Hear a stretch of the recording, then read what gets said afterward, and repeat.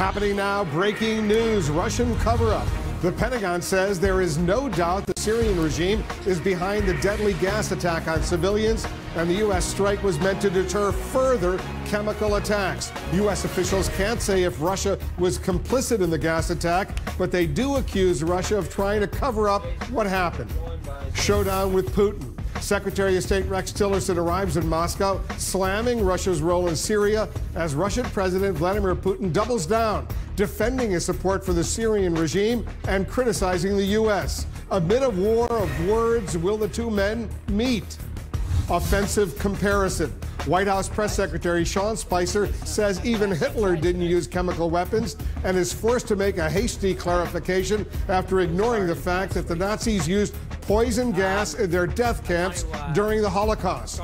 And mode of war. North Korea calls the deployment of a U.S. aircraft carrier force an act of aggression and says if provoked, it's ready for any mode of war, including nuclear war. In a CNN exclusive, we'll take you inside North Korea. I'm Wolf Blitzer. You're in the Situation Room.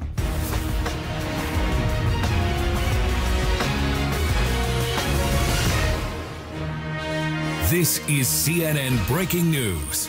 Breaking news, the Pentagon says it's very clear the Syrian regime planned and executed the chemical weapons attack, which killed dozens of civilians, including many children. It says the U.S. strike on a Syrian airbase was meant to deter further chemical attacks and warns the regime will pay a very stiff price if it uses those weapons again. A war of words between the United States and Russia is playing out as Secretary of State Rex Tillerson begins a visit to Moscow. Before he arrived, Tillerson hit Russia's role in Syria, while the Kremlin has been criticizing the U.S. U.S. officials say there's no definitive proof of Russian collusion in the chemical weapons attack, but they say Moscow is trying to cover it up. White House Press Secretary Sean Spicer stumbled today when trying to shame Russia over its alliance with the Syrian regime. He argued that even Hitler, quote, didn't sink to using chemical weapons. Spicer was quickly forced to clarify his remarks, given the Nazis' use of poison gas during the Holocaust. And North Korea is calling the deployment of a U.S. aircraft carrier battle group an act of aggression and is warning of a nuclear strike if it's provoked.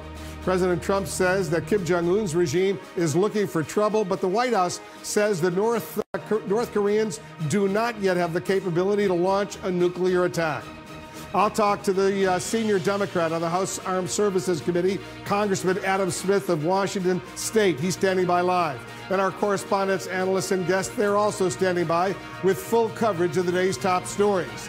Our breaking news. The Pentagon says it's very clear the Syrian regime carried out the chemical weapons attack that killed dozens of people. Let's begin with our Pentagon correspondent, Barbara Starr. Barbara, top officials, they're leaving absolutely no doubt about who's to blame.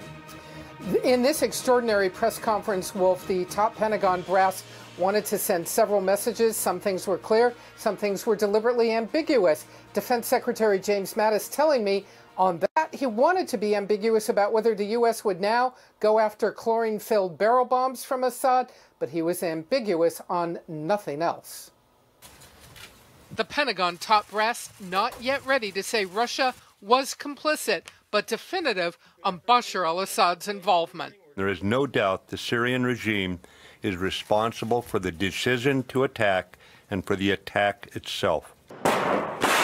The U.S. missile strike telling Moscow the Trump administration will use force and is already not ruling out further military action against Assad, but hoping that the Russians temper their own actions. I'm confident the Russians will act in their own best interest, and there's nothing in their best interest to say they want this situation to go out of control.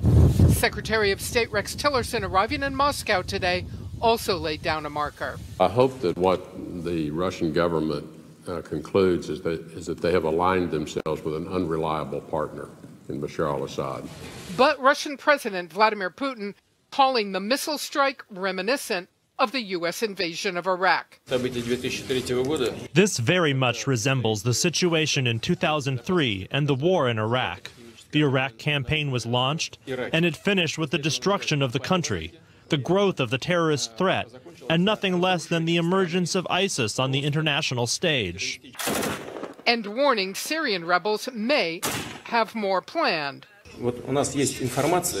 We have information from various sources that this kind of provocation, I can't call it anything other than a provocation, is being prepared for in other regions of Syria too, including the southern suburbs of Damascus, where they are preparing to drop similar chemicals, and then accuse the Syrian government of it.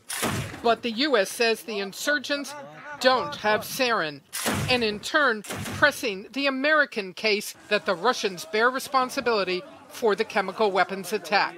The U.S. intelligence community now investigating how much the Russians knew about the attack ahead of time. The U.S. knows there were Russian forces at the base, and they likely knew about chemical weapons at the base and flight operations happening there. The U.S. also knows a Russian drone flew over the hospital treating victims, and an unknown fixed-wing aircraft dropped a conventional bomb 5 hours later, trying to destroy evidence. Allahu Akbar. Only Syrian and Russian aircraft fly in the area. So no definitive conclusion yet that it was the Russians who were complicit in this, a lot of circumstantial evidence. And what about the Syrian Air Force after the U.S. missile strike? The Pentagon now calculates it damaged or destroyed 23 Syrian aircraft at that base, about 20% of Syria's operating Air Force. Wolf? Barbara Starr at the Pentagon, thank you. Let's go to the White House. Our White House correspondent, Sarah Murray, is on the scene for us. So what's the latest there, Sarah, on Russia's role in Syria?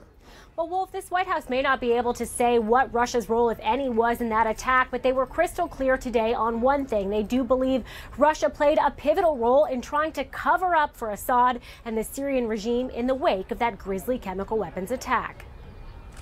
President Donald Trump silent for yet another day on what his next move is in Syria.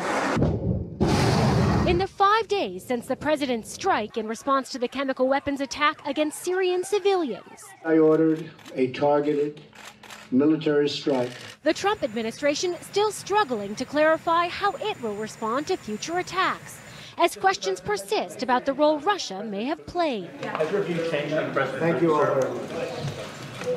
Trump refusing to answer questions today about whether his view of Russian President Vladimir Putin has changed. This as a senior administration official accused the Russians of waging a campaign of disinformation in the wake of the attack, saying Russia tried to cover up the Syrian regime's culpability. The White House says the intelligence community still has not reached a consensus about whether Russia had a heads up before the chemical weapons attack. There's no consensus within the intelligence community that there was involvement. But a senior administration official appeared to put more pressure on Russia today, questioning how Russian forces could not have had forewarning about the chemical weapons attack if Russian forces were interspersed with the Syrian troops that planned and carried it out. Today, White House Press Secretary Sean Spicer argued Russia is growing increasingly isolated in its defense of Syria. In this particular case, it's no question that Russia is isolated. They have aligned themselves with North Korea, Syria, Iran. That's not exactly a group of countries that you're looking to hang out with. But he stumbled when offering up this condemnation of Syrian President Bashar al-Assad's cruelty. You look, we didn't use chemical weapons in World War II. You know, you had someone as despicable as Hitler who didn't even sink to using chemical weapons. So you have to, if you're Russia, ask yourself, is this a country that you and a regime that you want to align yourself with? While many historians believe Nazi Germany did not use chemical weapons on the battlefield in World War II, Spicer's comparison appeared to overlook the Nazis' horrific use of gas chambers. According to the U.S. Holocaust Museum, nearly 2.7 million Jews were murdered in killing centers by poison gas or shooting. Later, Spicer tried to clarify his remarks with this. I think when you come to sarin gas, he was not using the gas on his own people the same way that Assad is doing. I mean, there was clearly, I understand your point. Thank you. Thank you. I appreciate that. There was not he brought him into to the Holocaust Center. I understand that. But I'm saying in the way that Assad used them, where he went into towns, dropped them down to innocent into the middle of towns, it was brought to it. So the use of it, and I appreciate the clarification there. That was not the intent. Now, since that briefing earlier today, Sean Spicer has offered another clarification to that clarification, this one in the form of a written statement. Spicer says, "In no way was I trying to lessen the horrendous nature of the Holocaust. I was trying to draw a distinction of the tactic of using airplanes to drop chemical weapons on population centers. Any attack on innocent people is reprehensible and inexcusable." Wolf? Sarah Murray at the White House, thanks very much. Joining us now, the top Democrat on the House Armed Services Committee, Congressman Adam Smith of Washington State. Congressman, thanks very much for joining us. Thanks, Wolf. I want to quickly get your reaction to the Sean Spicer comments on Hitler and the use of poison gas. We know that Hitler used poison gas to kill millions of people, including millions of Jews. Nancy Pelosi, the Democratic leader in the House, she just called on the White House to fire him. What's your reaction? Well, I mean, it's obvious that Sean Spicer needs to know a lot more about history when he's making his comments, and those comments were insensitive and ignorant without question. Not the first time. So, and also, you know, Assad does not have to be worse than Hitler in order to be a real problem, in order to be somebody worthy of our condemnation. I could tell that Mr. Spicer was freelancing there, and obviously he was out of his depth. You know, I don't know if he needs to be fired or not, but he certainly does need to get better at his job. Do you agree with White House officials who believe Russia is trying to cover up the Bashar al-Assad regime's culpability in that chemical attack that killed so many civilians, including children? Yes, I don't think there's any question about it. They're deflecting the blame from Assad. And look, I mean, given the presence of Russians on the base where the attack was launched from, it is very hard to imagine that they weren't aware of it. But at the end of the day, Putin doesn't care. He simply wants Assad in power, and he will kill whoever he has to kill to help make that happen. And the international community has to recognize Russia for the rogue actor that they are. They are encouraging this type of despotic regimes wherever they can. And that is really the threat of Russia. I mean, when Putin started, messing around in Ukraine and other places, that is but a small piece of what he is trying to do. He is trying to undermine liberal democracy every place he can, and basically he's trying to make the world safe for autocratic dictatorships. And we in the United States, as the leaders of freedom, should stand up against that and stand up strongly and try to rally the international community to recognize not just Assad's role in this attack, but Putin's role in this and in many, many other actions that are undermining freedom in this world. Well, let's be specific. Do you believe the Russians actually worked with the Syrian regime to conduct these chemical attacks? I don't know. Like I said, it's hard to believe, given their relationship, that they weren't aware of it. On the other hand, it's hard to believe that they would be so stupid as to allow this to happen. I mean, Assad was basically winning. Russia had come in and propped him up. Why they would do this with the international condemnation that was sure to follow, I'm not sure. But again, given the close relationship, it's hard to believe they didn't know. But I don't know for sure. I do not obviously have intelligence that has a smoking gun that clearly says that Russia knew a chemical attack was coming. It's just hard to imagine that they didn't. Congressman, you've said in the past that the Syrian leader Bashar al-Assad should go. So how do you think that should be done? And try to be as specific as you can. What needs to be done to get rid of him? Well, two things. I mean, we need to separate the question of whether or not Assad is the legitimate leader of Syria with the question of what do we do to take him out. And I think there was some bad early steps by the Trump administration that essentially seemed to say that it was okay for Assad to stay in power.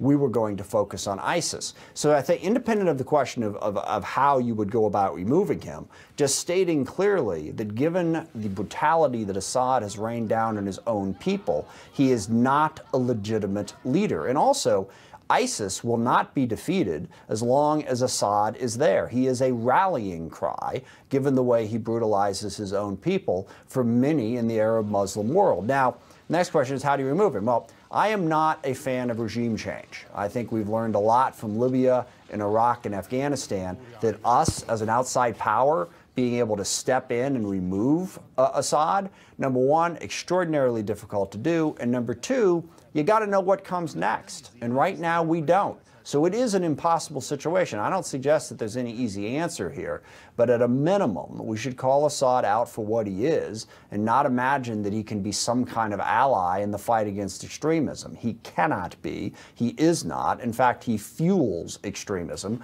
because of the brutality of his rule. But do you think it's realistic to think he could be removed as long as he has the very strong support of the Russians, the Iranians, the Iranian-backed Shiite groups like Hezbollah, all of whom are supporting his regime? Honestly, I don't. I mean, I think that's the problem with all those groups that you just mentioned supporting him. He is able to stand in power, and that presents an enormous challenge to the international community. I want to make sure that we don't overreact in the U.S. and think that there is some military solution and think that we can go in there and go to war not just with Syria but with Russia and Iran and not cause even more damage than is currently being caused. Look, the images are horrific. What Assad has done is horrific. But we also have to be mindful of our limitations. And I think in the past, certainly in the case of Iraq, we overthought what we could do. Saddam Hussein was awful. If we remove him, things will get better. Well, it's not that simple. The United States doesn't have the power to simply step in and fix other countries. That doesn't mean that we don't take whatever steps we can to try and move it in a positive direction, but I think you outlined perfectly the very realistic challenges of making any sort of significant change in the short term. Yeah, you make a fair point. Muammar Gaddafi was a very, very bad man, but the U.S. and others helped get rid of him. But take a look at that Libyan state today, a failed state with ISIS having a significant foothold in Libya right now in North Africa. Congressman, we have more to discuss. We've just heard, by the way, from President Trump. He's now weighing in on all of this. We'll tell you what he's saying right after this. Call toll-free at 1-800-400-5415. Our breaking news, the Pentagon says there is no doubt the Syrian regime is behind the deadly gas attack on civilians, but tensions are also rising on the other side of the world as North Korea reacts angrily to the deployment of a U.S. carrier force moving towards the Korean Peninsula. We're back with Congressman Adam Smith of Washington State, the ranking Democrat on the House Armed Services Committee. I want to get to North Korea in a moment, Congressman, but just moments ago, Fox Business released an excerpt from an interview that they just did with President Trump, on a part of it on Syria. Let me play the clip for you. We're not going into Syria, but when I see people using horrible, horrible chemical weapons, which they agreed not to use under the Obama administration, but they violated it. They said they got rid of them. Hey, look, what I did should have been done by the Obama administration a long time before I did it. And you would have had a much better, I think Syria would be a lot better off right now than it has been. Although I want to point out, back in 2013, when the Obama administration did not respond to the use of chemical weapons with a military strike, he did at that time tweet, he was a private citizen, what I am saying is stay out of Syria. He also tweeted rebels just as bad as the regime. He said stay out of Syria. Now he says the Obama administration should have moved. What's your reaction to all of this? Well, first of all, I hope at some point President Trump realizes that he is in fact president and should take responsibility for what's going on instead of continually blaming other people for everything, most notably President Obama, but certainly he blames others. So that's the first point. And the second point is I hear what he's saying about the chemical weapons, but Assad has murdered and butchered his own people with conventional weapons as well. And that is extraordinarily problematic. And what is the Trump administration going to do going forward if Syria continues to use chemical weapons? I mean, I supported the strike. I think it made sense to respond that way. But we also have to be mindful of the limitations of that. It didn't do too much damage to Syria, and we still don't have a clear policy from the Trump administration about how they plan to work towards an alternative to Assad. And I certainly don't want the policy to be what it had been prior to this chemical weapons attack from the Trump administration, which was basically, well, Assad's okay because he's with us on fighting ISIS. That is not the case. We need a different policy. Let me talk about North Korea with you for a moment. You're in Seattle, Washington. The former CIA director, Michael Hayden, has said soon, he says within the next few years, North Korea will be able to reach Seattle with a nuclear weapon. North Korea warned it is ready to react to any mode of war desired by the U.S. Those are their words. If the U.S. were to make some moves toward a preemptive strike. How serious is a threat like that from the North Korean leader? Well, I think the threat's very serious. North Korea, obviously, they're an incredibly dangerous country. The fact that they already possess nuclear weapons makes them even more dangerous. You have an unbelievably unstable leader in Kim Jong-un. What I'm worried about is I don't want us to miscalculate and do something that would prompt a reaction. Look, North Korea already has nuclear weapons. They are already a threat to the international community. The best way to contain them, in my mind, is to make deterrence absolutely clear. That there are lines that if they step over in terms of attacking South Korea or Japan, anyone in the region, much less us, then we will obliterate them.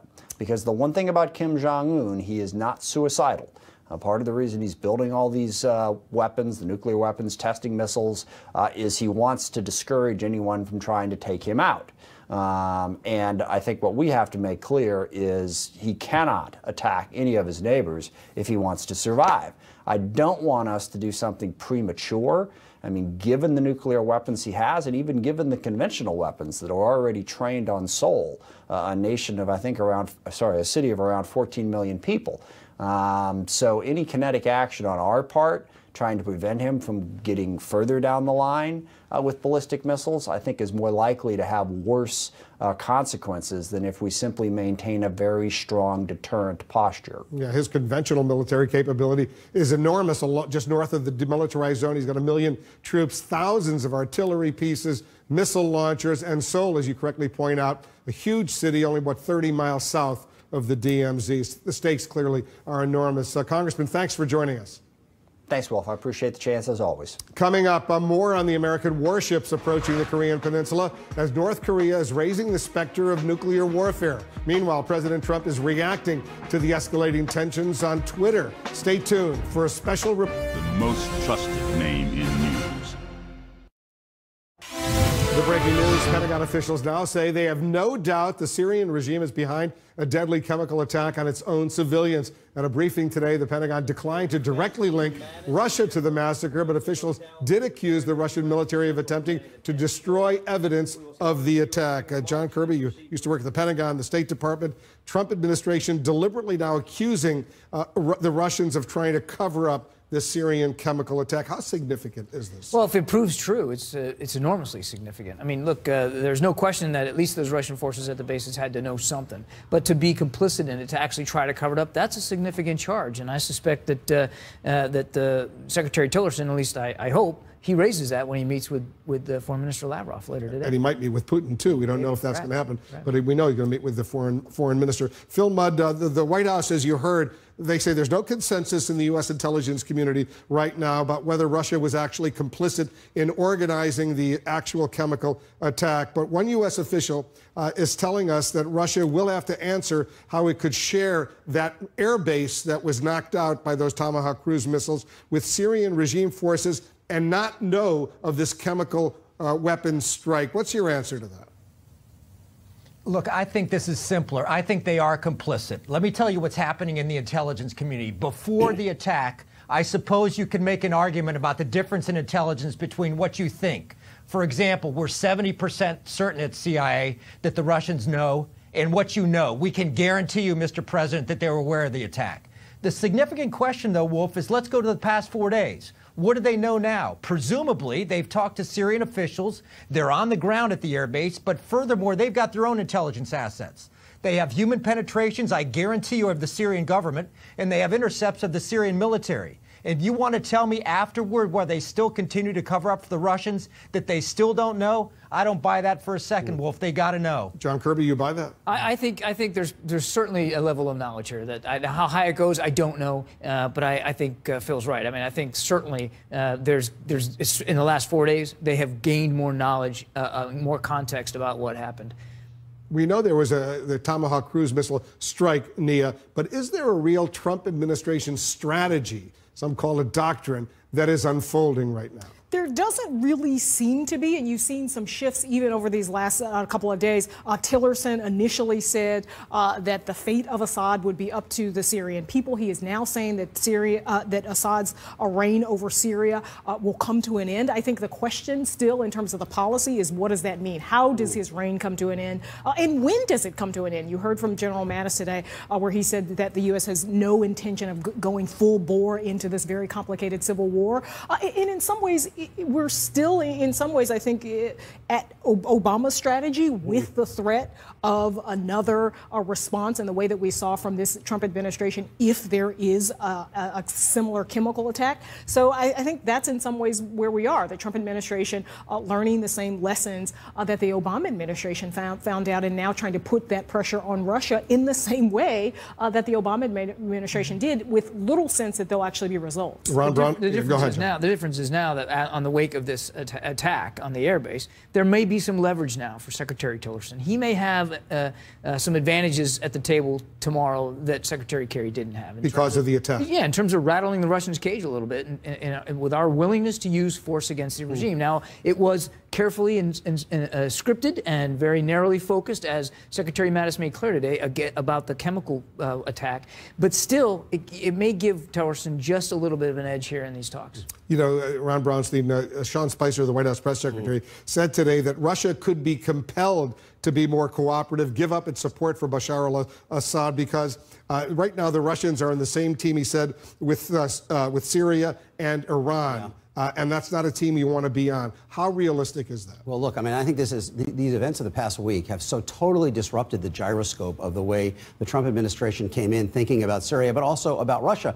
The dialogue during the campaign and even into the first weeks and months of the administration was essentially, we will put off the question. We will essentially tacitly accept the rule of Assad in order to get Russia's cooperation against ISIS. That's what the president during the campaign most explicitly talked about as the benefit of a reset with Russia, that they would join with us against ISIS. What's become clear, and again is clear today, that more important than dislodging ISIS from Syria is, to them, to Russia, is stabilizing Assad's rule in Syria. And I think, John, you know, you'd have a better sense than I, but I don't think experts believe that Putin wants to give him a blank check, wants to be on the hook for anything he might possibly do. But the idea that they are willing to quickly give this up and shift their focus, as we wanted during the campaign, toward ISIS, I think has been one of the other things exploded in the past week. You know, Phil Mudd, there has been a clear, what the diplomats would call evolution in the president and President Trump's strategy, thinking about what to do in Syria. You've seen a dramatic change, haven't you? It's not an evolution, Wolf. It's backfilling. That is, the president saw some photos and decided to do something, and the diplomats said, heck, we better figure out some strategy behind this in the last 96 hours to explain why we're doing something. Let's be clear here. We're trying to corner the Russians after an election campaign where the president cozied up to them. In the past week, a week and a half ago, we saw Secretary Tillerson say the Syrians should decide their own solution. Now we're saying not only should somebody should take Assad out, but that we're trying to isolate the Russians. What happened in the past week that didn't happen in the past 6 years? We have a butcher who's murdered 400,000 people. He used chemical weapons in 2013. He's been allied with the Russians for years. What led the president to change his opinion? I'm afraid that emotion by looking at photographs led him to strike, and then the diplomats said, heck, we better come up with something in the wake of that strike to explain why we did it. I think there's zero strategy here. All right, guys, stand by. There's more to discuss. I want to get everyone's reaction also to the White House Press Secretary Sean Spicer saying at that briefing today that even someone as despicable as Hitler didn't use chemical weapons. We'll be right back. The Trump administration is making its case for missile strikes against the Syrian air base following the deadly chemical attack on civilians. But the White House press secretary, Sean Spicer, is now scrambling to try to clarify some comments he made comparing Bashar al-Assad to Adolf Hitler. Listen to this.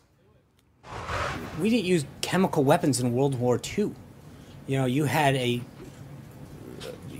someone as despicable as Hitler who didn't even sink to using chemical weapons. So you have to, if you're Russia, ask yourself, is this a country that you and a regime that you want to align yourself with? When you come to sarin gas, he was not using the gas on his own people the same way that Assad is doing. I mean, there was clearly. I understand your point. Thank you. Thank you. I appreciate that. There was not in the. He brought him into the to the Holocaust Center. I understand that, but I'm saying in the way that Assad used them, where he went into towns, dropped them down to innocent into the middle of towns. It was brought. So the use of it. And I appreciate the clarification there. That was not the intent. After the briefing, he issued this statement, Sean Spicer, quote, "In no way was I trying to lessen the horrendous nature of the Holocaust. I was trying to draw a distinction of the tactic of using airplanes to drop chemical weapons on population centers. Any attack on innocent people is reprehensible and inexcusable." John Kirby, you were the State Department spokesman, the Pentagon spokesman. What was your reaction to that? Yeah, I cringed, I have to admit. I mean, look, rule number one, you never compare Hitler to anything. I mean, it's just, that's not smart. Never ends well. It never ends well. Yeah. I think, frankly, he made it worse when he tried to explain it in the briefing, and then in his statement, the only thing you can say is, look, I misspoke, I was wrong, and apologize, and then let it go. I thought in trying to explain himself in the statement, he actually only made it worse. What did you think, Phil Mudd? Well, I agree. The explanation was worse, but there's 100 angles to this. Let me give you the first one I reacted to in addition to the outrageousness of the remark. If you're Rex Tillerson going in to talk to a brazen dictator in Moscow or to his foreign minister, you just gave him a talking point. As soon as we try to isolate the Russians, if I'm the Russians, I'm saying, you want to develop a partnership with us? And 24 hours ago, you said we were worse than Hitler? I expect you to apologize publicly, Secretary Tillerson. I think this makes the talks in Moscow more difficult. I mean, you're looking at this in terms of decision-making. I've never been to a spokesman. But as John was saying, you either never talk about Hitler or you can run out in a lightning storm and grab the tallest tree. Which one do you want to choose? I mean, epically bad judgment that's inexplicable, Wolf. I don't get it. You know, and Ron Braunstein, it's a liability for the Trump administration because all of a sudden people are talking about this as opposed to some other issues that they would clearly prefer us to be talking about. Competence matters. Execution matters. The sentiment that Sean Spicer was trying to express was one I think has that most Americans would agree with. You know, basically saying to Russia, is this really where you want to be in the international community? That point got totally lost in the execution. And by the way, if you look at where Donald Trump is overall as president, with this 40% approval rating, much lower than anyone else, I think most experts agree it is about competence, demeanor, the approach to the presidency more than it is at this point about agenda.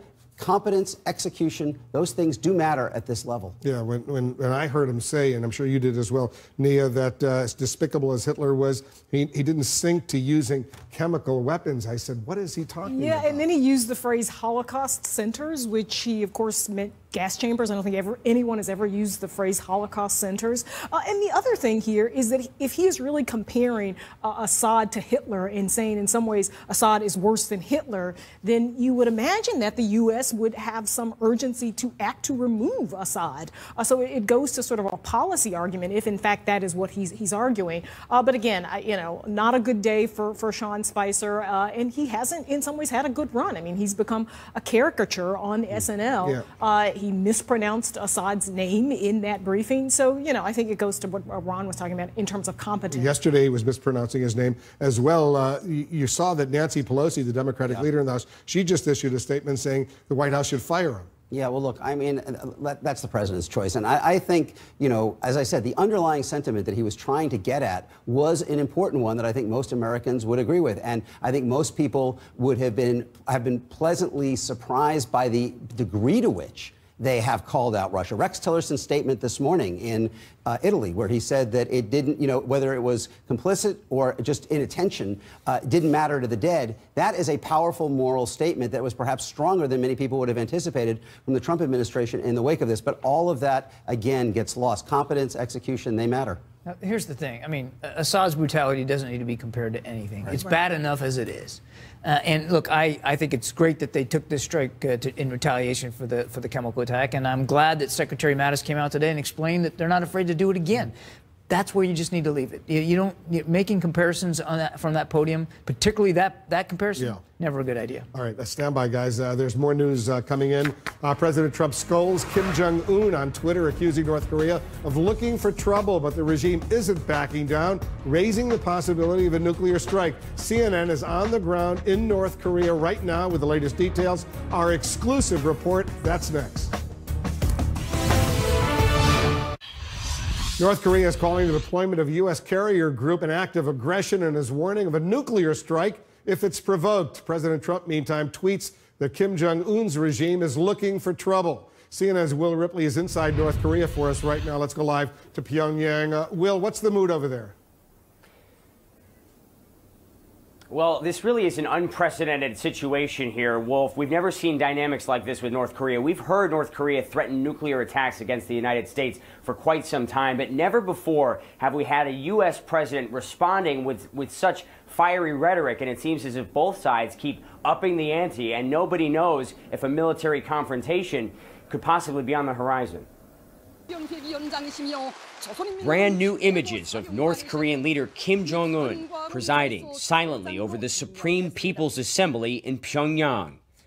The man they call Supreme Leader sitting beneath giant statues of his father and grandfather, North Korea's two late leaders. The symbolism is clear. The third-generation leader, like his father and grandfather before him, continues to hold absolute power over North Korea and its growing nuclear arsenal.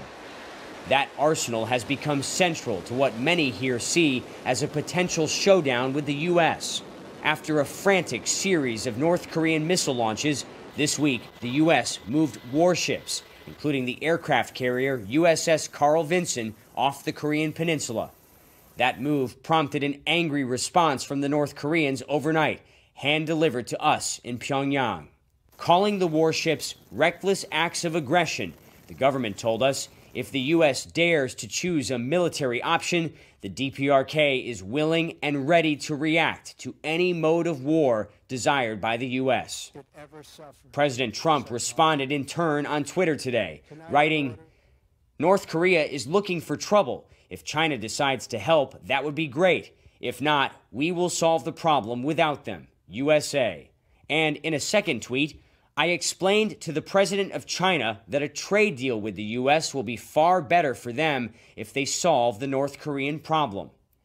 Blunt words for the Kim Jong-un regime and for Chinese President Xi Jinping, who made no promises of specific action against the North Korean government after meeting Trump at Mar-a-Lago last week. China is North Korea's only meaningful trading partner, but it's not clear how far China is willing to go to rein in Pyongyang, or even if economic pressure would work. Tensions on the Korean peninsula at their highest level in years, with U.S. warships off the coast, and just days after President Trump ordered a missile strike on the Syrian government, perceived by some inside North Korea as a thinly veiled threat. This North Korean newsreader saying, "We are not intimidated." North Korean state media warning of a nuclear strike if provoked.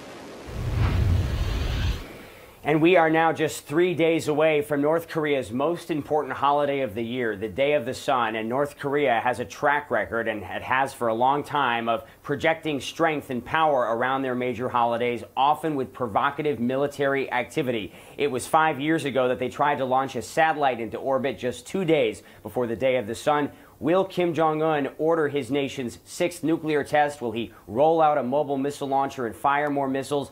And the really unknown question tonight, Wolf, how will President Trump respond? Important questions indeed. Will Ripley reporting from Pyongyang, North Korea. Thank you. Coming up, as the Pentagon blames the Syrian regime for a deadly poison gas attack, White House Press Secretary Sean Spicer says even Hitler didn't use chemical weapons and is then forced to make a very hasty clarification. He was not using the gas on his own people the same way that Assad is doing. I mean, there was clearly, I understand your point. Thank you. Thank you. I appreciate that. There was not in the Happening now, breaking news. No doubt, top Pentagon officials say there's no disputing who was behind the gas attack in Syria in a new explanation of why the U.S. retaliated against Bashar al-Assad. Tonight, President Trump is speaking out about his next moves in Syria. I'll get reaction from former Defense Secretary Leon Panetta.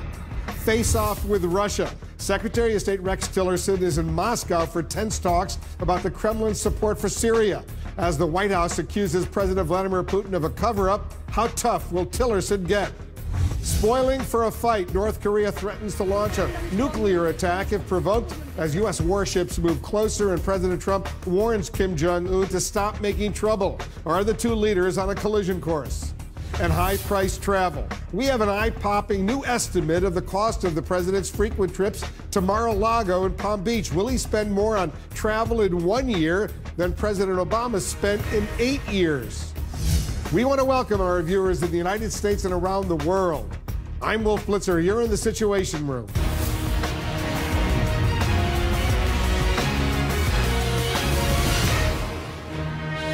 This is CNN Breaking News. Breaking news tonight, President Trump addressing fears that the U.S. strike in Syria might lead to a full-scale war, declaring in a new interview that we are not going into Syria. This, as Defense Secretary James Mattis says, there's no doubt Bashar al-Assad's regime planned, orchestrated, and executed the gruesome chemical attack that prompted President Trump to order the missile strike.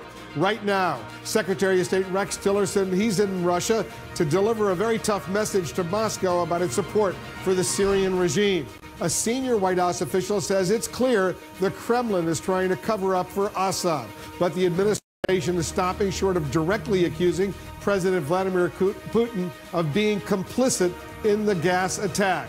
As tensions escalate, Putin is firing back, denying the Syrian government was behind the chemical attack, claiming Assad was framed by rebel forces. The Russian leader accusing the U.S. of basing its attack in Syria on false information, just as it did during the Iraq War. Tonight, we're also following new threats from North Korea. State-run media now claiming Kim Jong-un is prepared to launch a nuclear strike against the U.S. if provoked. As U.S. warships deploy to the region, President Trump is renewing his vow to act alone to stop North Korea's nuclear ambitions if China refuses to help. This hour, I'll talk with former Obama Defense Secretary and former CIA Director Leon Panetta. And our correspondents and analysts are also standing by as we bring you full coverage of the day's top stories. First, let's go to our senior diplomatic correspondent, Michelle Kaczynski. She's in Moscow right now with the Secretary of State, Rex Tillerson. Michelle, the United States and Russia are exchanging very tough accusations as Tillerson begins his visit. What's the latest? Right. Well, from what we've been hearing from each side over the course of the day, seems only to be widening the gap of understanding between the U.S. and Russia. Seems to be making cooperation even more difficult. For Rex Tillerson, he was here just 4 years ago, being awarded the Order of Friendship by Russian President Vladimir Putin. Today, he arrived as U.S. Secretary of State, with friendship being about the last way you would describe the situation. At this point, Putin won't even schedule a meeting with him. And Tillerson is preparing to confront Russia over its role in Syria. Tonight, Secretary of State Rex Tillerson in Moscow, about to attempt one of his toughest conversations. Here to tell the foreign minister, if not Vladimir Putin himself, who so far has not scheduled a meeting with him, that Russia needs to, quote, rethink its backing of Syrian President Bashar al-Assad, and that the U.S. will hold Russia accountable for the continuing carnage there. It's clear to all of us that the reign of the Assad family is coming to an end. We are not presupposing how that occurs, but I think it is clear that we see no further role for the Assad regime longer term. A senior U.S. official today accused Russia of trying to cover up what happened there. What Tillerson is up against, a Russia that has called U.S. strikes on Syria an inadmissible act of aggression, intensifying the tension between the two countries. Russian President Putin today suggesting that the Assad regime and Russia are being framed for the chemical attack, saying more will follow. We have information from various sources that this kind of provocation, I can't call it anything other than a provocation, is being prepared for in other regions of Syria too, including the southern suburbs of Damascus, where they are preparing to drop similar chemicals and then accuse the Syrian government of it. Comparing it to the Iraq War in 2003, with claims of weapons of mass destruction since proven false. The Iraq campaign was launched, and it finished with the destruction of the country, the growth of the terrorist threat, and nothing less than the emergence of ISIS on the international stage. He says Russia will appeal to the international community for a full investigation of last week's chemical attack. But when Secretary Tillerson, before landing in Moscow, met with G7 nations in Italy, discussed the possibility of sanctioning Russia, for at the very least allowing there to still be chemical weapons in Syria, they were not on board. We must have a dialogue with Russia. We must not push Russia into a corner. As far as the rhetoric has now gone between Russia and the U.S., Putin's a war criminal. Assad's a war criminal. When Secretary Tillerson says he hopes that Russia will realign itself with Western democracies and break away from Syria and Iran, with all due respect, I like Secretary Tillerson. That's pretty naive. the responsibility falls now on Tillerson, the first to sit down face-to-face with his Russian counterpart and try to gain some cooperation with the government he once considered a friend. What we've heard over the last couple of days are strong statements from a number of U.S. officials saying, for example, that the U.S. would be willing to do more militarily. But as Tillerson is getting ready for this crucial meeting with the Russian foreign minister, he seems to be being extremely careful about not projecting too hard a line. Today he was saying things like he hopes Assad is not in Syria's future, that he hopes Russia will change course because, as he put it, what it's doing is not in Russia's best interest. Wolf? Michelle Kaczynski in Moscow right now covering the Secretary of State's visit. Michelle, thanks very much. Now to the president's next moves in Syria amid questions, very serious questions about his policy, how far he's willing to go to push Bashar al-Assad out. Let's bring in our White House correspondent, Sarah Murray. Sarah, we're hearing from Mr. Trump in a new interview. Tell us what he just said. That's right, Wolf. This is really the first time we've heard from him since he ordered these strikes in Syria, and there have been many questions about what else the administration might be willing to do or where they might draw the line. Listen to what President Trump had to say about that. We're not going into Syria, but when I see people using horrible, horrible chemical weapons, which they agreed not to use under the Obama administration, but they violated it. They said they got rid of them. Hey, look, what I did should have been done by the Obama administration a long time before I did it. And you would have had a much better, I think Syria would be a lot better off right now than it has been. So really the first indication, Wolf, that we have from President Trump that his view, at least on putting boots on the ground in Syria, does not appear to have evolved, even in the wake of this chemical weapons attack. Sarah, the White House now scrambling to try to clarify a very controversial remark by Sean Spicer about Syrian gas attacks that took a surprising and offensive turn today. Update our viewers on this. That's right. So what we heard from Sean Spicer, the White House press secretary, earlier today was his attempt to just sort of, I think, frame the cruelty of Syrian President Bashar al-Assad. But he leaned on a comparison that many found offensive. Listen to what Sean Spicer said. We didn't use chemical weapons in World War II. You know, you had someone as despicable as Hitler, who didn't even sink to using chemical weapons. So you have to, if you're Russia, ask yourself: is this a country that you and a regime that you want to align yourself with? When you come to sarin gas, he was not using the gas on his own people the same way that Assad is doing. I mean, there was clearly. I understand your point. Thank you. Thank you. I appreciate that. There was not. He brought him into to the Holocaust Center. I understand that, but I'm saying in the way that Assad used them, where he went into towns, dropped them down to innocent into the middle of towns. It was brought to, so the use of it. And I appreciate the clarification there. That was not the intent. Now, somewhat predictably today, this comment drew a lot of outrage as people were quick to point out that Hitler gassed millions of Jews, brought them to their death in gas chambers. Now, Sean Spicer moved to clarify that again after the White House briefing, this time in a written statement saying, "In no way was I trying to lessen the horrendous nature of the Holocaust. I was trying to draw a distinction of the tactic of using airplanes to drop chemical weapons on population centers. Any attack on innocent people is reprehensible and inexcusable."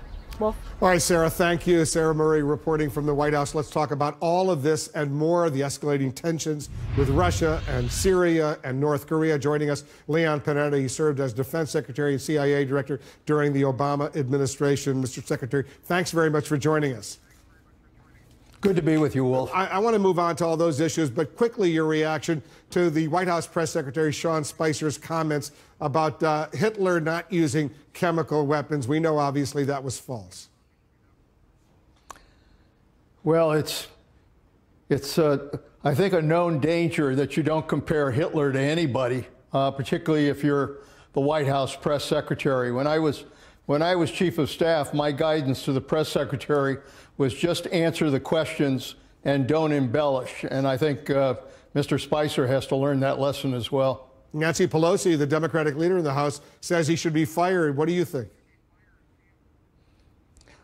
Well, again, I think he probably needs to have a good talk to make sure that when he does these press briefings, he just sticks to the questions, responds in short sentences, and doesn't embellish. Because when you start getting carried away to try to make a point, you're going to get in trouble. And he's gotten in trouble a number of times. So I just think he needs to discipline himself when he's doing those briefings. But how many mistakes can you make realistically before your boss, the President of the United States, you're speaking for the President, says enough is enough?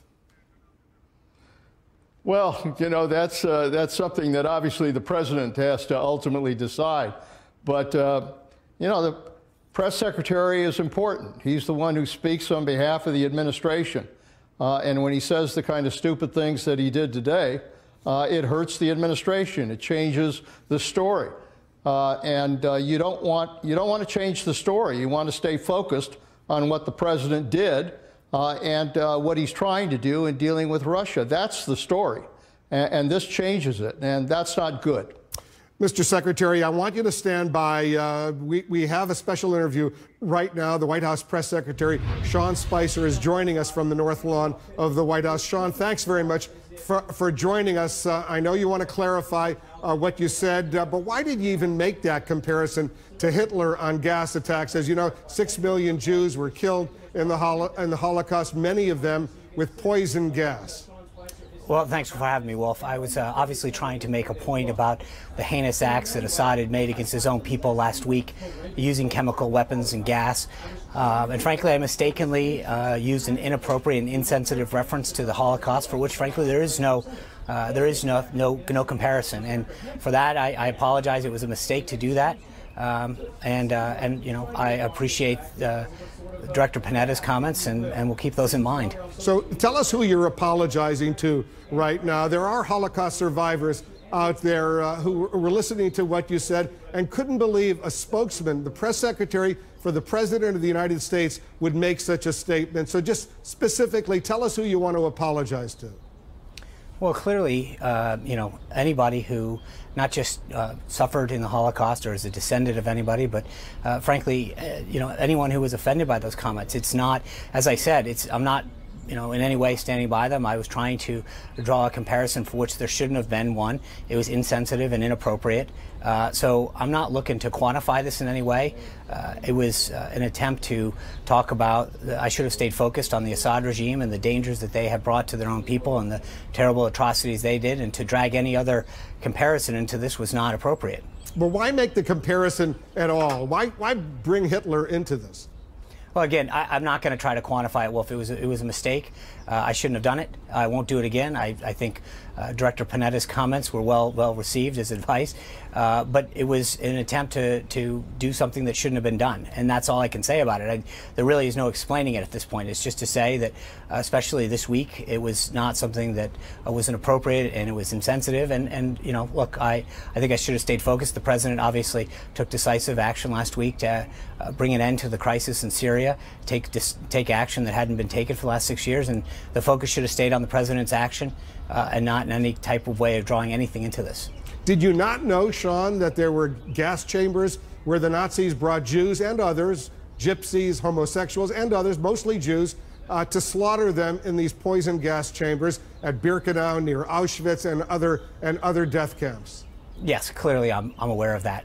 Again, it's as I said initially, and there's no attempt to clarify. The point was to try to talk about the use of aircraft as a means by which Assad was using this to gas his people, but it was a mistake to do that. And again, that's why I should have just stayed on topic, stayed focused on the actions that Assad had taken and the horrible atrocities that he committed against his own people. Have you spoken to President Trump about your blunder today? Obviously, it was my blunder, as you put it correctly, and I came out to make sure that we stay focused on what the president's doing and his decisive action. I needed to make sure that I clarified and not was in any way, shape, or form any more of a distraction from the president's decisive action in Syria and the attempts that he's making to destabilize the region and root out ISIS out of Syria. So my goal now and then was to stay focused on Assad, and I should have, and I'll continue to make sure that I stay in my lane when I talk about that. I want to move on and talk about some other key issues, but can we assume the president encouraged you to come out and apologize? You can assume that I realized that I had made a mistake, and I did not want to be a distraction to the president's agenda and the action he has taken, and I sought out to make sure that I clarified that. Well, I'm glad you did. It's an important clarification, especially to those few Holocaust survivors who are still out there right now, and we're obviously very, very shocked to hear what you had to say, but I think it's very important that you came out to formally apologize and correct it. Let's talk about Syria right now. Is it believed from your perspective, and I know you've been well briefed, that the Russians played a direct role in that initial chemical attack? There's no consensus within the intelligence community at this time that shows a Russian involvement, but obviously the intelligence community continues to evolve the situation on the ground. The initial consensus, however, it does not lead one to believe that they can say conclusively that there was a Russian involvement. White House officials are telling CNN they do believe Russia is trying to cover up for Bashar al-Assad's regime and its culpability. If this is true, can you really trust Russia in finding some sort of diplomatic solution to Syria? Well, as I noted today in the briefing, when you look at the countries that are standing with Russia, Syria, North Korea, and Iran, that's not exactly a group of countries that you want to be standing with. All of them are failed states except for Russia. I think Russia is on an island to itself at this point. They are the ones who signed international agreements along with Syria, saying that they would not possess chemical weapons, never mind use them on their own people. And so I think that Russia continues to find itself isolated in this in their stance. Does the president believe Bashar al-Assad must go? Sure, but I think the question is, our number one priority is to make sure that we bring stability to the region and root out ISIS out of there. There's no way that I can see a stable and peaceful Syria with Bashar al-Assad in charge. Bashar al-Assad, I know you've mispronounced his name a few times, but it's Bashar al-Assad. I know the president that you suggested yesterday that President Trump might react if barrel bombs, these awful weapons of mass destruction, were used again. But later you said there was no new policy. Could you clarify precisely where the president stands on the use of barrel bombs if there's another so-called red line? I think it's a combination of a bunch of things, and I made very clear yesterday that unlike the past administration, we aren't drawing red lines in the sand, that there are a combination of lines that were crossed last week, particularly the use of chemical weapons against babies and children, that really made the president want to make sure he took decisive action, which he did. And the world community, both here at home and around the world, heads of state, responded and with widespread praise because of that. We need to go, but let me ask you one final question, because as you know, you're the press secretary for the President of the United States at the White House. This is not the first time your comments from the White House, from the lectern there, have been criticized. Are you worried, Sean, that you have a credibility problem right now? No, I think this is why I'm here right now, Wolf. You know, I think I clearly, as I said earlier to you, to your audience, when you make a mistake, you own it. My comments today did not reflect the president's, were a distraction from him, and frankly were just misstated, insensitive, and wrong, and I wanted to make sure I clarified them as soon as possible. So I appreciate you having me on, but I think that one of the things that I think is important is we all make mistakes. You've made mistakes, other outlets, me, and everybody does. And we all hopefully have a bit of forgiveness in us, and I hope that people who understand know that when I make a mistake, I'll try to own it, and I would ask people for their forgiveness. Sean Spicer, it was good of you to come out and apologize to the American people, indeed to people all over the world, for your mistake today. Thanks very much for joining us. Thanks, Wolf. Let's get back to Leon Panetta, the former defense secretary, the former CIA director. You just heard him apologize. Not very often you hear a White House official in this new administration being willing to do so, but he was very robust in that apology. He admitted it was a major blunder. Your reaction, Mr. Secretary? Well, I think it was the right thing to do. I'm glad he did it. It's important to set the record straight and to make clear that that the American people, and particularly those whose families died in the Holocaust, understand that he's apologizing to them. So I'm glad he did it, and hopefully all of us can move on. Is it over now, you think, as far as this robust apology we just heard from Sean Spicer? Is there anything else he or others in the Trump administration you believe need to do? For example, make a visit over to the U.S. Holocaust Memorial Museum in Washington, D.C., only a few blocks from the White House, and do it at a high level? Well, it is Passover, and it's probably not a bad thing to recognize the importance of that event for for those that that are part of that faith. But I think right now, look, we all know Washington. This is the kind of story that'll bounce around for a while, but hopefully we'll all refocus on the key issues that this country's facing. Let's talk about some of those key issues right now. You hear that there's some confusion. There's no consensus in the U.S. intelligence community about whether the Russians actually played a direct role in that chemical weapons attack against those Syrian civilians, including those children. You used to be the CIA director. Walk us through what's probably going on as far as trying to come up with an assessment. Well, there's no question that they're probably, exhausting every resource that they have in country to try to determine whether or not the Russians were complicit here. It is clear from what Jim Mattis said today that we have very clear evidence that Assad is responsible for that chemical attack, that Syria is responsible for what happened to those innocent men, women, and children. And I think that is the issue that now needs to be brought to the Russians by Secretary Tillerson.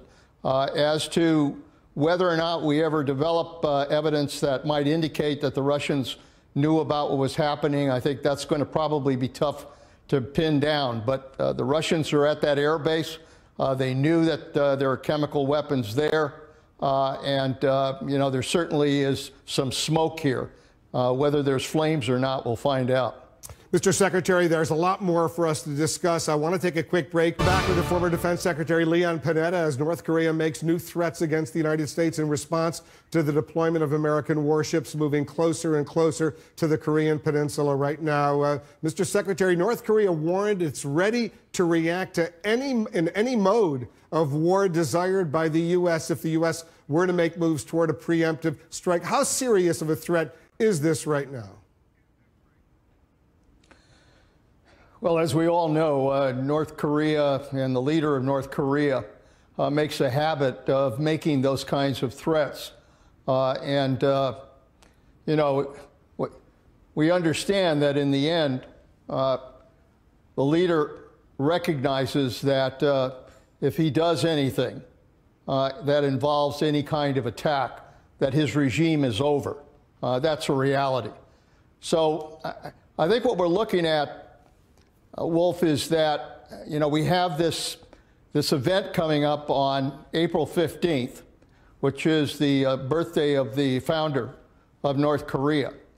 And every time these special events take place, the North Koreans usually engage in some kind of provocative act.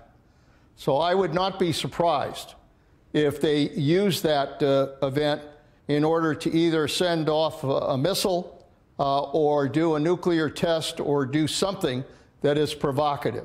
But as always, I think we have to be prepared to make sure that it doesn't cross that line that we would consider some kind of direct attack either on South Korea or Japan or on the United States. Tell us a little bit about Kim Jong-un, how unpredictable this young leader of North Korea is. We had, I think, a lot better information about his father, but take us a little bit behind the scenes and what we can anticipate from Kim Jong-un. Well, he is, without question, very unpredictable, although he comes from a long bloodline of very unpredictable and unstable leaders. He's somebody who obviously has acted against those who he suspects are not loyal to him.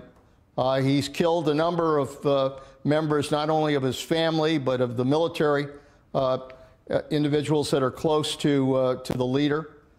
He obviously killed, or was involved in the killing of his own brother. So we know that he is somebody who obviously is concerned about loyalty. He's tightening his reins on that position. He obviously is trying to maintain very tight control. But I think what I'm concerned about the most is that every leader of North Korea has to understand that at some point you've got to improve the economy of North Korea. You've got to improve the situation with the people of North Korea. And yet every one of these leaders focuses on militarization, on developing missiles, on spending their economic wealth, on focusing on military areas, as opposed to developing their economy. And I think ultimately they will pay the price for that, one way or the other. This regime cannot last based on what they're doing. As you know, the president tweeted today that the U.S. will solve the North Korean problem alone if China refuses to help. Do you think a unilateral move against North Korea is the right move, given all the dangers it could potentially develop? No, I don't think that's the right move. I think that what we need to do right now is to obviously increase our support and strengthen the defenses in South Korea, in Japan, as we have been doing, which I think is important. I think, secondly, we ought to take steps to tighten the sanctions on North Korea. There are sanctions now, but very frankly, they're not as tough as they should be. They're not as tough as the ones we had in Iran. So I think we ought to try to toughen up those sanctions. And then thirdly, continue the pressure on China to try to work with the North Koreans to ultimately agree to some kind of negotiation in the future. That's what we ought to focus on. I think the problem with doing anything unilaterally and suddenly trying to conduct some kind of attack in North Korea, and obviously we have all kinds of plans to look at those kinds of targets. But the problem is that we don't know the consequences. We don't know what's going to happen. We don't know how effective those kinds of pinpoint attacks can be. And they could produce horrendous consequences with the reaction we could get from North Korea. I mean, we would be in a war on the Korean Peninsula. And so I just think we need to be very careful. We can be tough, but at the same time be careful about how we deal with North Korea. Leon Panetta, the former defense secretary. Thanks, Mr. Secretary, for joining us. Thanks, Wolf. We're getting a lot of reaction coming into the Situation Room. The reaction to my interview with Sean Spicer, the White House press secretary. You heard his robust apology for his blunder in making that comparison to Hitler. Much more on that and all the day's news right after this. We got the breaking news. You just saw it live here in the Situation Room. Sean Spicer, the White House press secretary, a robust apology for him for a major blunder on his part, making a comparison to what's going on in Syria to Hitler, saying that was a big mistake. Listen to what Sean Spicer said to us just a few moments ago. I was obviously trying to make a point about the heinous acts that Assad had made against his own people last week, using chemical weapons and gas. And frankly, I mistakenly used an inappropriate and insensitive reference to the Holocaust, for which, frankly, there is no comparison. And for that, I apologize. It was a mistake to do that. All right, let's bring in our experts, our analysts. Abby, Phillip, you cover the White House. How often have we heard in this administration a senior official come on television and issue such a formal public apology? Really incredibly rarely. I mean, I think the only other time I can think of is when Kellyanne Conway went out in the public and she was pitching Ivanka Trump's products, and that situation created an ethics complaint, which is a legal problem for them. In this case, it was Sean Spicer essentially apologizing for something that was almost universally thought to be completely inappropriate, and it was a real apology. It wasn't a if anybody was offended apology. It was a real one, and I think that's pretty significant for this White House that has very publicly said that they don't believe in sort of giving their enemies any more fodder by admitting mistakes. Let me play another clip, David. This is from the interview with Sean Spicer. Listen to this. Tell us who you're apologizing to right now. There are Holocaust survivors out there who were listening to what you said and couldn't believe a spokesman, the press secretary for the President of the United States, would make such a statement. So just specifically, tell us who you want to apologize to. Well, clearly, anybody who not just suffered in the Holocaust or is a descendant of anybody, but frankly, anyone who was offended by those comments. It's not, as I said, I'm not, in any way standing by them. I was trying to draw a comparison for which there shouldn't have been one. It was insensitive and inappropriate. So I'm not looking to quantify this in any way. It was an attempt to talk about, I should have stayed focused on the Assad regime and the dangers that they have brought to their own people and the terrible atrocities they did, and to drag any other comparison into this was not appropriate. But why make the comparison at all? Why bring Hitler into this? Well, again, I'm not going to try to quantify it. Well, if it was a mistake, I shouldn't have done it. I won't do it again. That was pretty amazing to hear that kind of robust apology from the White House press secretary. He did the right thing. He did the right thing. It was a robust apology, and it was important that you pressed him on that point, Wolf, because oftentimes public figures make these general apologies and never specifically say who they're apologizing to. In this case, he clearly owed an apology at least to Holocaust survivors and their families, and also to the American public, because they expect better from the press secretary. I think this apology came so swiftly, in part because the White House has become more sensitive to the fact that these verbal gaffes and mistakes are piling up on them and really costing them trust with the American public. Yeah, it could be part of a new strategy. You make a bad statement, you go out and you try to fix it, you correct it, instead of trying to cover it up and move on. Yeah, and I think Press Secretary Spicer did that. And I think for this White House, they've had a number of run-ins with the Holocaust, repeatedly making blunders that force their allies to come to their defense. That gets tiring over time, and at some point, they needed to show their willingness to be contrite, to correct mistakes, and to move forward. It's not something that can be sustained forever, where everyone gives them the benefit of the doubt for making mistakes that are offensive and that are meaningful to people who have families who survived the Holocaust or who themselves survived the Holocaust. And, for the president, Tara, this hits home. His son-in-law, Jared Kushner, Kushner's grandparents were Holocaust survivors. So this is something that really, really hits home to the entire Trump family, and especially at a time like this during these days of Passover.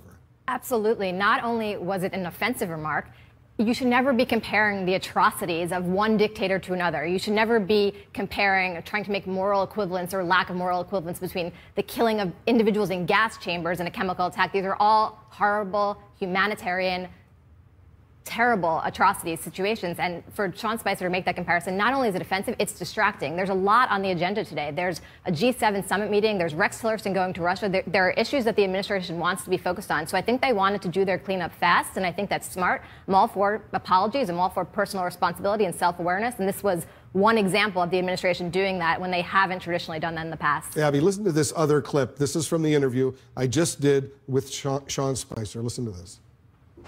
Have you spoken to President Trump about your blunder today? Obviously, it was my blunder, as you put it correctly, and I came out to make sure that we stay focused on what the president's doing and his decisive action.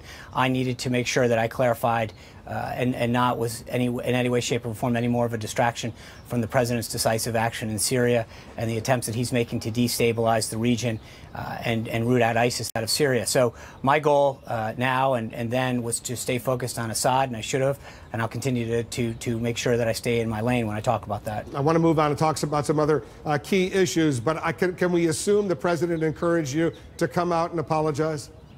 You can assume that I realized that I had made a mistake, and I did not want to be a distraction to the president's agenda and the action he has taken, and I sought out to make sure that I clarified that.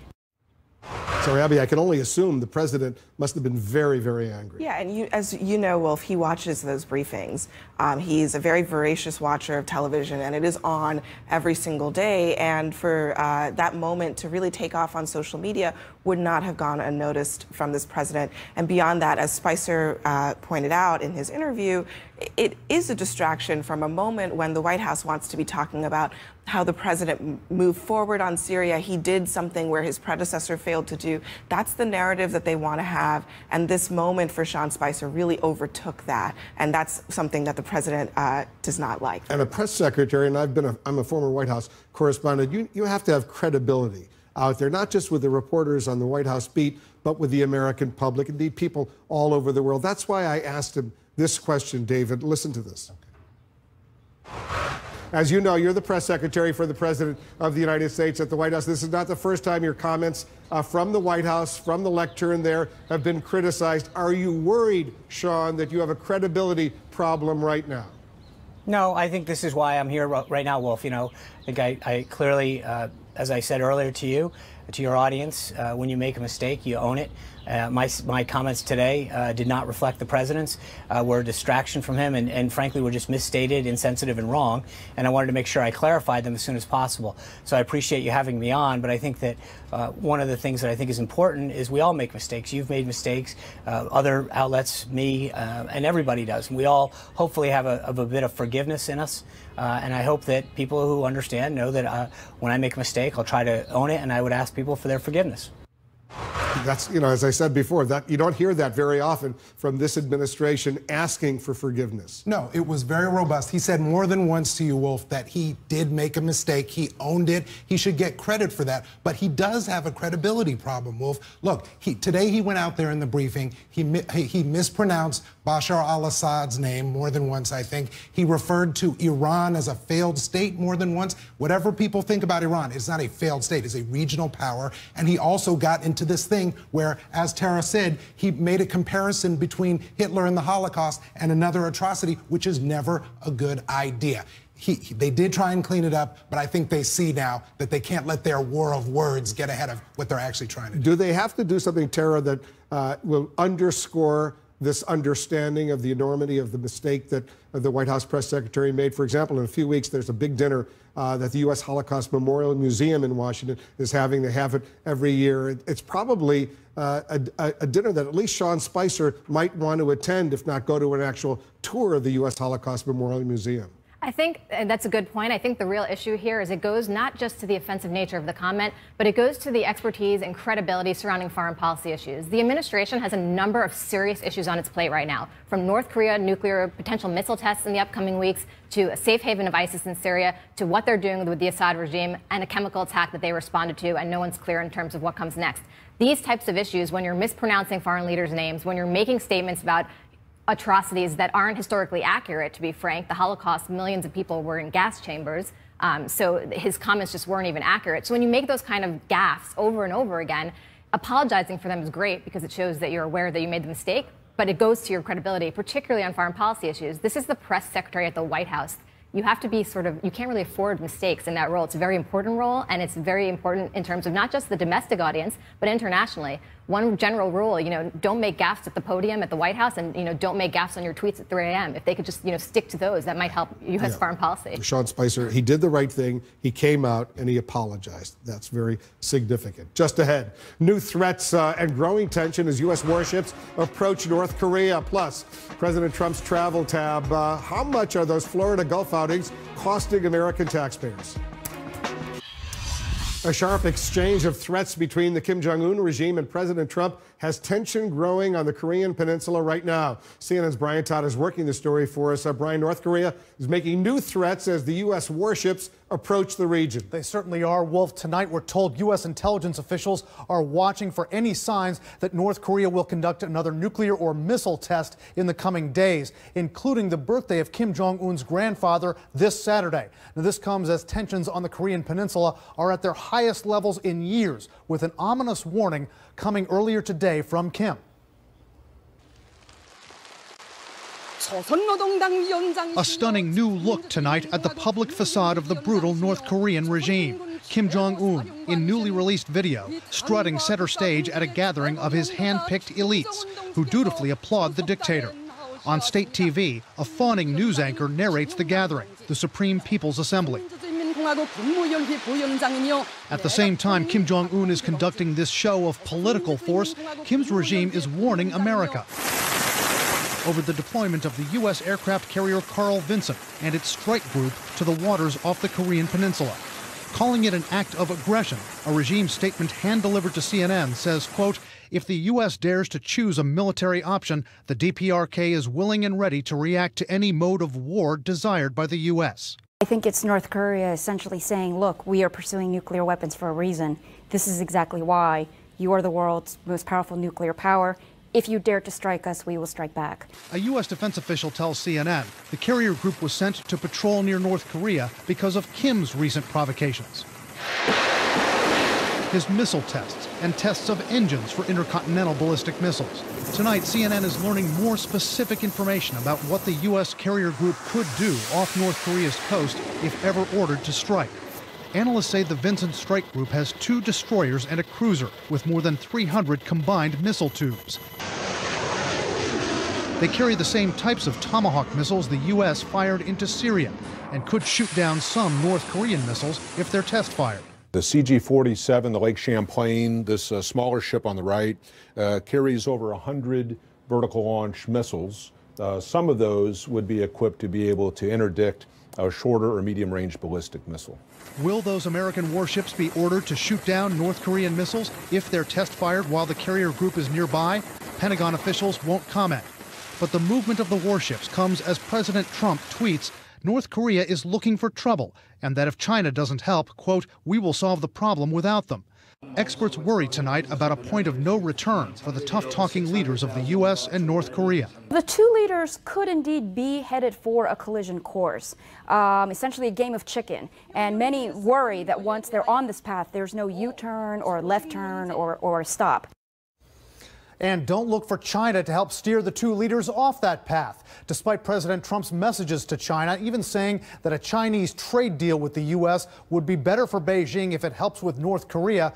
The Chinese president has made no promises of specific action to rein in Kim Jong-un. Wolf? Brian, how vulnerable is that U.S. aircraft carrier strike force to a potential North Korean attack if Kim's regime decides to go after it? Well, Wolf, there are 3 things that Kim could throw at that carrier group. He could throw ballistic missiles, attack planes, and submarines. But one weapons expert tells us the Vincent Strike Group is ready for all 3. He says North Korea's missiles are not sophisticated enough to hit the carrier group before they would be blasted out of the sky. North Korean planes wouldn't stand a chance against the American attack planes on the carrier. And he says the U.S. would deploy attack submarines along with the carrier group, which could detect and take out North Korean subs, which this expert says are very noisy. Brian Todd reporting for us. Thanks very much, Brian. A final story for us tonight. The cost of President Trump's frequent trips to his Florida resort clearly adding up. He's now on track to spend more on travel in his first year in office than President Obama did in 8 years. Seeing as Tom Foreman has been looking into all of this for us. Tom, the president, heading back to Florida later this week? Yeah, and at the very time that he's saying to other government agencies, you need to be more frugal, you need to save money, he still appears to be acting like a jet-setting billionaire on the taxpayer's dime. The president keeps taking off and the bills keep piling up. The latest getaway itinerary?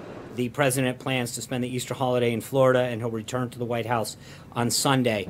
Since assuming office, President Trump has spent 6 weekends at his Florida resort, Mar-a-Lago. for a Super Bowl party in early February, a meeting and dinner with the Japanese Prime Minister, a little golf the weekend after that, a little more golf 2 weeks later, still a few more holes in mid-March, and then his meeting in early April with the Chinese president. To be sure, he ordered the strike on Syria during that last visit, and his staff insist he is always working.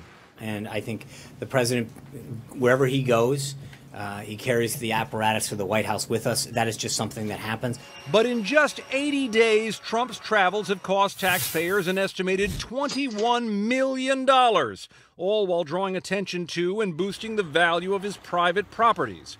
Membership fees at Mar-a-Lago, for example, have already doubled to $200,000. The Secret Service insists it can handle the load of protecting all that travel. The head of Homeland Security notes agents are pulling long shifts. We need a larger Secret Service because we need to get some of these people a little bit of time at home with their families. Law enforcement officials in Florida say they too are spending tens of thousands a day and working their officers as if a hurricane is hit. Which is 12-hour shifts and canceled vacations. And we're going to use all of our manpower that we have at our fingertips. And in New York, where First Lady Melania Trump lives, taxpayers are shelling out up to $146,000 a day to secure Trump Tower. The White House says as summer comes on, the president's trips to his Florida resort will decrease, but there are indications that will just mean more visits to other Trump resorts in New Jersey and in Virginia.